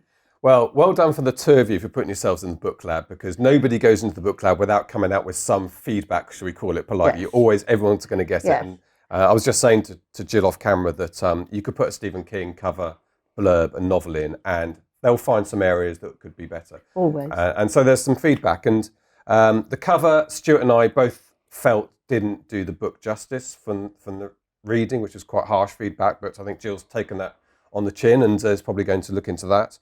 The interesting feedback I thought was on the writing, which was Jennie's. Now, I have to say, right from the beginning, I loved your writing, Barbara. Oh, thank you. Really loved it, and I found it very engaging. I quite liked the mystery at the beginning of not knowing what was going on. Jennie took that to give us an exercise on how the very best way of writing those opening pages is, and her feedback was giving a little bit more clarity to the reader of exactly what's going on, so that the reader is asking the big questions about why is this person in heaven, what they're doing, rather than the small questions about are they the same person as that person and what's happening. Yes. Did any of that resonate with you? Yes, it did, very much so. I think my book beginnings and my idea about the initial punch, and also my idea about mystery grabbing and so on, is a bit old-fashioned. If you go back to the really old stuff before Lord of the Rings and so on, the initial mystery really caught people's imagination, because an awful lot of books were just almost once upon a time, and therefore to start with a bit of mystery was actually an attractive thing, and therefore I wrote the book I wanted to read, which is just a bit old-fashioned, and I think Jennie made brilliant points. It was always a good instruction from Jennie. That's interesting, and I think there is clearly a balance there. And I'm minded to think of I think American Beauty was a stage play rather than a book first. But the Yes. opening line, "My name's Lester Burbank. I'm 42 years old. In 1 year from now, I'll be dead." Yes. Which is a great opening hook. But then the rest of it, as Jennie points out, is immediately understandable. He's in the shower going to work and stuff. So you're asking the big question: why are you going to be dead in a year? Rather than being confused about who's what. But that's not to say that both of us didn't love the writing. So I'll say that again. Awfully And sweet. actually, we'll mention the blurb as well. I thought the blurb was well written, but of course, Bryan always finds a way of. I think he brings a real clarity to the blurb that might be difficult for people who are like us as authors, so close to our writing. I think that's very difficult to take that step back and distill your beautiful baby that's 100,000 words long into 30, into 4 paragraphs. But Bryan can do it because it's not his book. I was actually terribly impressed by Bryan's blurb. I slightly wrote the blurb, but with Jill, and she used my words and added her own. And I was pleased with it, but I am not a blurb writer.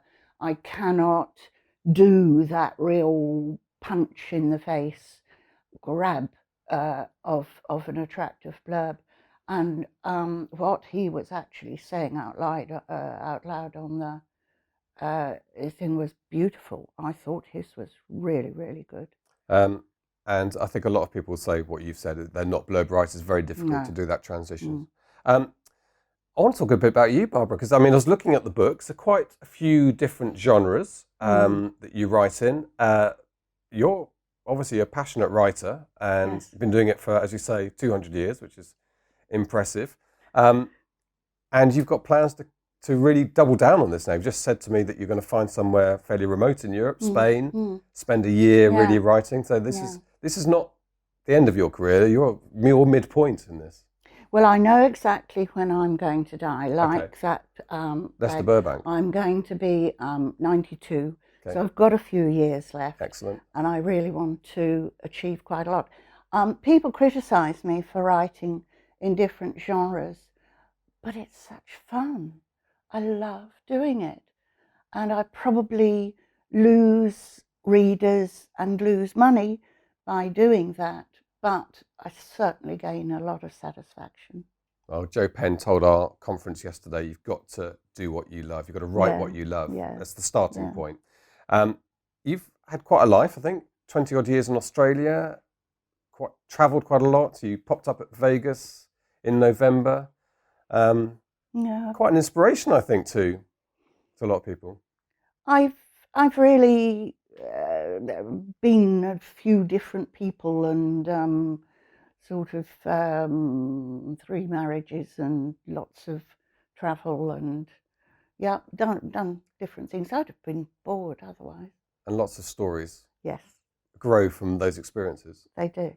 Is that where you get your ideas from? Just people you've met? And I suppose so. A lot of my ideas come from odd places. I watched, by the way, Matthew Bourne's production of Swan Lake, which was more or less purely men and was beautiful, stunningly beautiful. I can't say I'm a great ballet lover, but that one was amazing. And it had a great deal to do with whether somebody was human or a swan. And that gave me an enormous idea for a fantasy, which I wrote and which has been a trilogy. It's been quite successful. And that just came out of something completely different. So I don't know that much of myself is in my books, but certainly the ideas come from all over. And how does the partnership work with your daughter? I mean, bearing in mind she's listening. Yes. She's wonderful. No, we get on very well and we do argue, but on the whole, we see things very, very well. And it works in sort of business ways, a nice synergy. Obviously, your focus is mainly the writing. And hers, she knows about technology and marketing, which I really don't. My computer freezes on me the whole time and I have to call for her and in she comes and just goes click and it's all perfectly all right again. Great. Are you pleased you went into the BookLab? Yes, very, very pleased indeed. And you'll look forward to perhaps having some modification, including the writing. It's interesting that you're thinking about the writing and had to modernise it a bit. It's inspiration. I'm going to use the first chapter, but alter it, bring bits together, and certainly put in more explanatory half sentences here and there. Fantastic. Well, Barbara, it's actually a real pleasure meeting you and talking to you and Jill today. And I'm still getting over the surprise of the reality of Jill and Barbara, who I thought until one moment were one. But this is like a film, isn't it? So it's like the end of a film. You were two people all along. There you go. Fantastic. You'll never forget it. No, I'll never forget you. Yeah. Well, look, fantastic. Really good luck over the next year or so as you get into your writing in isolation in Spain, and we cannot wait to catch up perhaps in a year's time and see where you are. That would be brilliant. Thank you very much indeed. This is the Self-Publishing Show. There's never been a better time to be a writer. Oh, I loved talking to Barbara in London last week. And great that they took on board all of this. They were excited about it, and it's an interesting book for them. If you look at Barbara's other books, she's got quite a few in what will look like quite different genres, but series and quite established, good reviews, decent sales. I mean, they live off their earnings. And then this is a bit of a standalone book, a bit of a literary fiction book. It sort of evokes the idea of The Lovely Bones, that type of thing, but slightly different. And I think because of that, they struggled to place it. They struggled to market it. That's why they wanted it to go into the BookLab. So they struggled with the blur, they struggled with the cover, and they wanted some help, and we were able to give them. So I didn't like the cover. I mean, I was honest with them about that. Stuart didn't particularly like it either. I thought it looked a bit amateurish. Didn't really tell me what the book was about. I showed it to my wife this morning. She said she quite liked it, but it looked like a bloke's book, and she wouldn't probably read it on that. Well, let's be basis. fair, she's probably on morphine at the moment because she broke her ankle. She is. So She is basically high. Let's disregard what Jill says. But I tell you what happened is quite exciting this morning is that I've actually helped Jill a little bit with the new cover idea. So she did a concept for it, and asked me what I thought of it. And I obviously quite rightly said, what you really want is lots of opinions on our Facebook group. So I sent her there. But I did say, I think you need a figure on there. And I went into Photoshop and did a very rough, ready version of a figure with a shadow standing on the concept that she'd done. She turned that into a much better version. I'll send them to you afterwards, Mark. Her new cover. I've seen and it. New tag. Have you seen the new one? If it was in the Facebook group today. Oh, yeah. Yes. I think it looks superb. I'm not just saying that because I contributed it, but it's a great new tagline that does a lot better job than it can be murder in heaven, which is not too bad. It's sort of, intriguing, but it doesn't really spell it out. Whereas the new one, he thinks he's dead. That's just where the mystery starts type thing. That's a really good tagline, I think. I'm really excited about the new cover. I think it's done a good job, and I think they are as well. So we'll see how that goes. I also want to talk about Jennie's feedback, so I thought that was a very interesting session. Now, you haven't heard this yet, Mark, so I'll have to summarize it for you so you can give your opinion. But Jennie made really interesting points. So I did really like Barbara's writing. I loved her writing, actually, a beautiful writer. And I quite like the kind of mystery and intrigue at the beginning. You get this man, he's not sure if he's dead, and then it cuts to a woman, it cuts back to the man, and you're not really sure how they're related or what the time scale is, and so on. So and I think people do that. Now, Jennie's point about this was, and she used The Lovely Bones as examples. If you read the first paragraph of The Lovely Bones, literally the first paragraph, it tells you everything. In 3 or 4 sentences, it tells you what's happened, where this girl is. And so Jennie's point is, leave your readers wondering about the big things, the things you want them to wonder about and be confused about. Don't confuse them over small things, about where they are, who knows who. Get all of that out of the way. So that requires a shift in writing at the certainly at the beginning of the book, and Barbara immediately took that on board and immediately thought that made sense, because she does want them wondering about this task this guy's got and how he's going to get through it. Not, is he really dead? Where is he? Does he know this woman? So get all that stuff out the way. I thought that was really interesting feedback. Yeah, well, I mean, it's something I have to. I mean, I love The Lovely Bones. It's a great book. It is very. It does set the table quite early on. So yeah, I'll have to check it out, and I'll see what Barbara's done and how she's changed it. It is a kind of version of show don't tell, but understanding what that really means, and people do misunderstand it a little bit. So Barbara's Jennie's PDF on that is really worth having. So I'll give the URL again, which is selfpublishingformula.com/booklab7, all one word and 7 as a digit. to get all that stuff down. Good. Well, that's the BookLab. We must do another one again soon. We'll get straight onto it, actually. So if you're a Patreon supporter, there's still a reason to be a Patreon supporter. You can have your book in the hat for that. Mark will have a look. We do mix up the genres a little bit, so it's not quite drawn randomly out of the hat, but Mark will have a look through those authors. We'll put them together for you and get the next ones on their way. There is another reason to be a Patreon supporter, isn't there, James? Yes. Will you get your name read out? We're extremely grateful, and it helps us make the podcast. So yes, it's very. We are grateful for every single one of you. So thank you. We are absolutely, but we also understand that times are tough at the moment for everybody. But we all do our bit. And you took the mickey out of me last night because I posted a referral link for a home delivery food service on my Facebook page. And yes. You thought there's Blatch cashing in on the exploiting the disaster. Basically, if this was 80 years ago, you'd now be a spiv. I may call you a spiv from now on. You're profiteering. But I genuinely did it because I thought this is such, for us, it takes the edge off worrying about supermarket stuff that we're going to get food, get meals delivered next week. And I've made, I can tell you, £40 so far, which is like $60 so far. And I'm going to donate that to the Food Bank Appeal. I'll be checking. You guilt tripped me into it. Yeah, I'm going to. Okay, good. So that's it. Look, stay safe this week. The one thing I can say, and I'm struggling a little bit with my father, who's 89 and has taken a lot of persuasion to take this seriously, and I know that's an issue for all of us. So the one thing I'm sort of saying to my sister and my father and anyone else who says, should I be doing this, is follow the guidelines. If we all just follow the guidelines at the moment, the strategies that our governments are putting into place to try and reduce this and control it can work. If we don't follow the guidelines, we undermine that. And that's not fair on anyone else. That's the only thing. That's my parting thought on that matter. No, I agree absolutely. Don't listen to Russell Blake. I wouldn't recommend reading him at the moment because you'll get very depressed. But yes, I agree. So everyone, and try and turn it into a positive. Things are difficult. We've got our kids are off now from tomorrow, so next week's going to be. I have no idea what that will look like. Hence, we're going to do another one of these podcasts in a minute. So we've got one in the bag.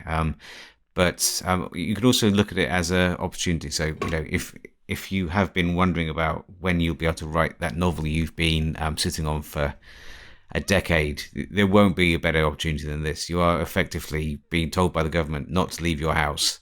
So what are you going to do? You can watch, you could rewatch Breaking Bad, which I would recommend. But on the other hand, maybe this is the opportunity you've been looking for to write something that you've always wanted to write. So get into that, and we'll be here to help with, this is, there are lots of writers in the same boat as you.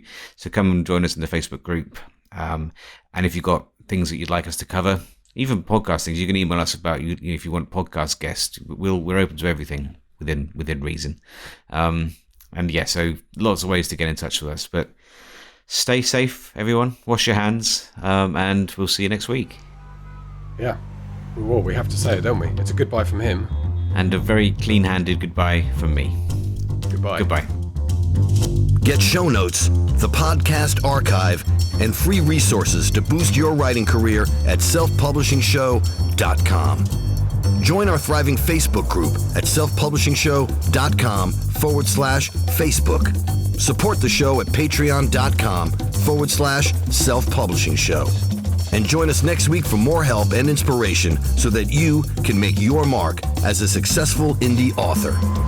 Publishing is changing, so get your words into the world and join the revolution with The Self-Publishing Show.